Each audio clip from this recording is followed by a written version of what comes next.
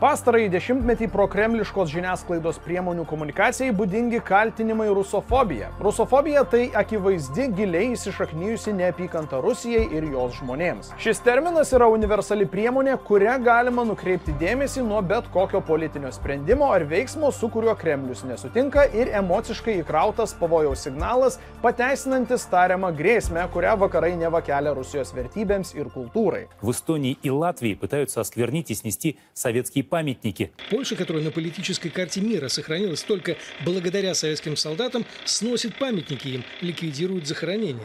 Между прочим, в боях за освобождение Польши погибли почти 500 тысяч красноармейцев.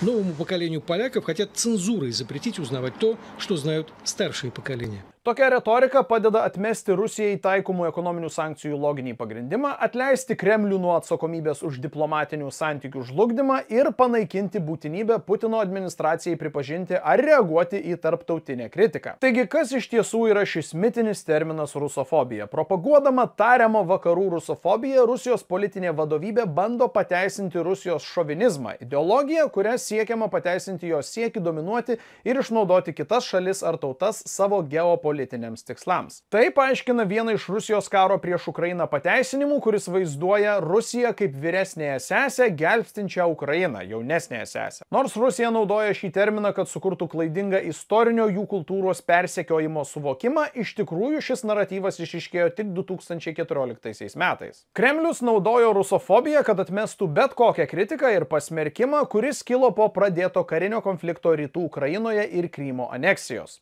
Rusofobijos savoka taip pat skirta kurstyti vidaus nepasitenkinimą vakarais, sukuriant nuomonę, kad pasaulis yra tyčia priešiškas Rusijai ir jos žmonėms. Tačiau visai neseniai Rusijos ir ES santykiai buvo kur kas šiltesni, abi šalys siekė bendradarbiauti ir palaikyti atviresnį dialogą, kuris žinoma sunyko po to, kai Putinas eilę kartų ignoravo tarptautinę teisę. Taigi, kad ir kaip Kremliaus propagandistai mėgsta sankcijas Rusijai vadinti rusofobiškomis, tikrovė tokia, kad šių priemonių buvo imtasi ne dėl nepagristos neapykantos viskam, kas rusiška, o dėl daugybės tarptautinės teisės pažeidimų, įskaitant ir nepateisinamą karą prieš Ukrainą. Ačiū, kad žiūrėjote ir nepamirškite paspausti patiktuko bei prenumeruokite šį kanalą, kad prisidėtumėte prie informacinio raštingumo tobulinimo.